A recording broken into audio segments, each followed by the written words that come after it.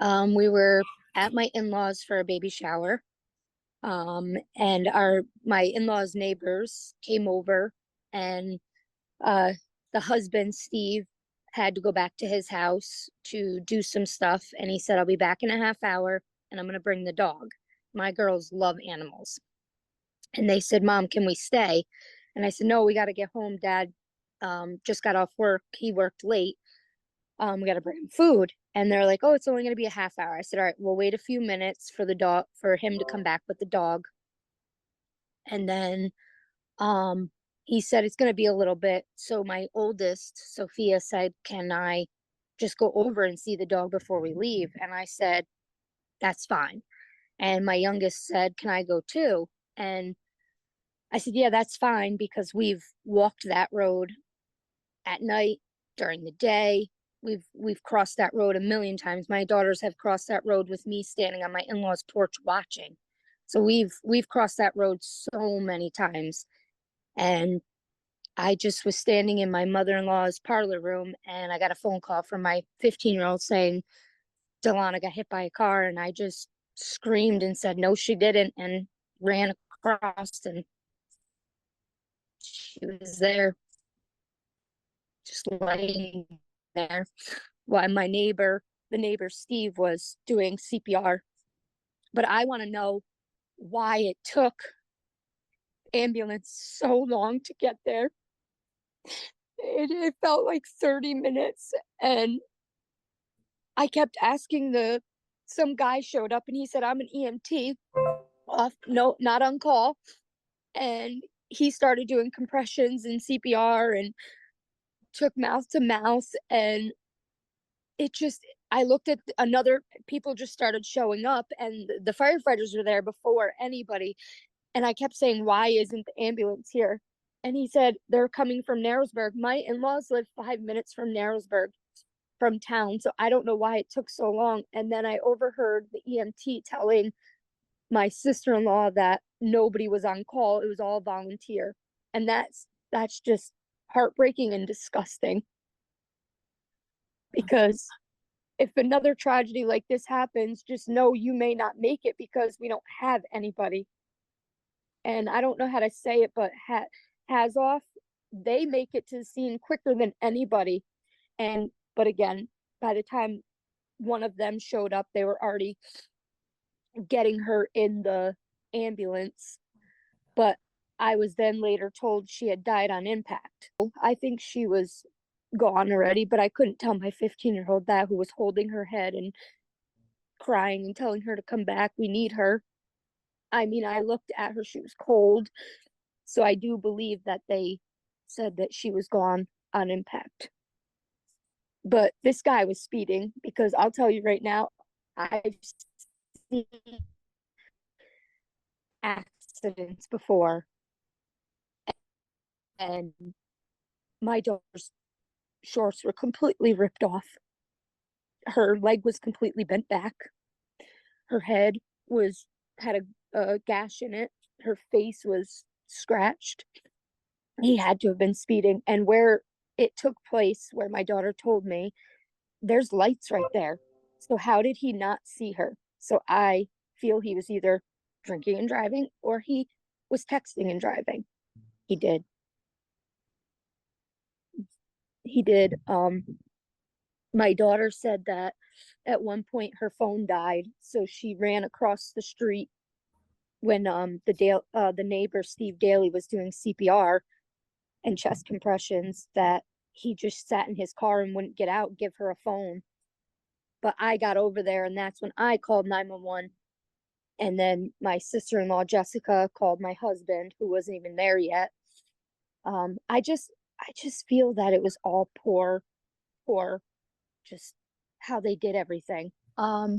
We're just like, every morning we wake up, we're wishing it was a dream. Because by the time I got there, I held her, my husband held her, and then my other frustration is, I asked the guy, I said, can I ride with her? Oh, I don't know if you can. I said, excuse me, I'm riding with my daughter. I don't care if I have to ride on the roof. And I heard somebody say something about COVID. I'm like, I don't give a crap about COVID. I don't give a crap about if any of you were sick, I'm sick, I'm riding. Well, they picked her up and put her in the ambulance, and my husband just jumped right in.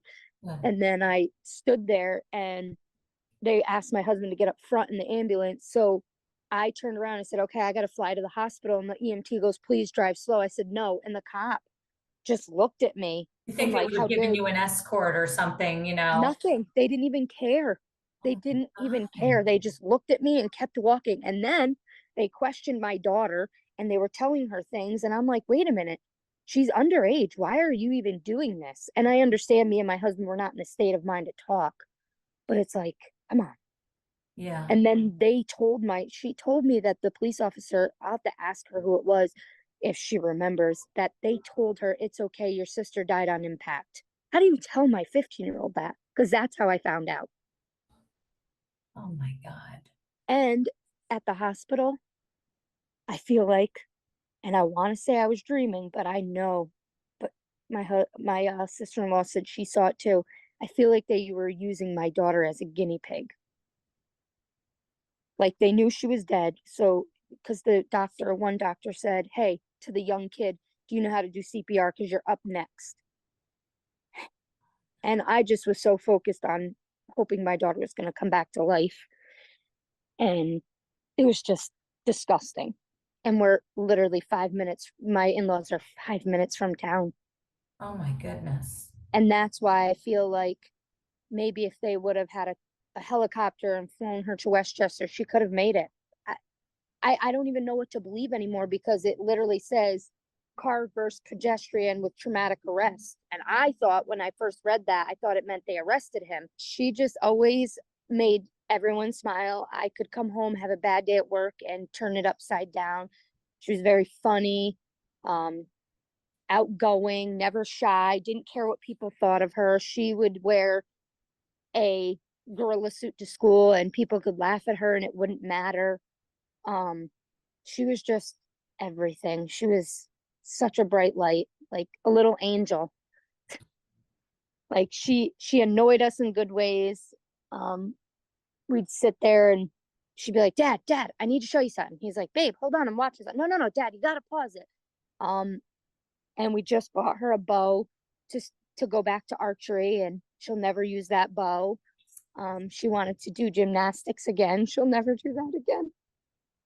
There's just so many things that she'll never do again. She was just a great kid. Everybody loved her. Like I opened the funeral services to everybody because so many teachers, like I have teachers reaching out, like devastated because she was just a funny, outgoing, just perfect kid. And there's rumors going around, of course, that he was drunk, he wasn't drunk. I have not slept since it happened. I'm waking up in the middle of the night crying. I'm going in her room, holding her stuff, crying. My husband, I've never seen my husband like this. He is a mess. He comes out, he looks, he cries. He went for a walk, he cries, he sees we're just everything around here reminds us of her. We're broke.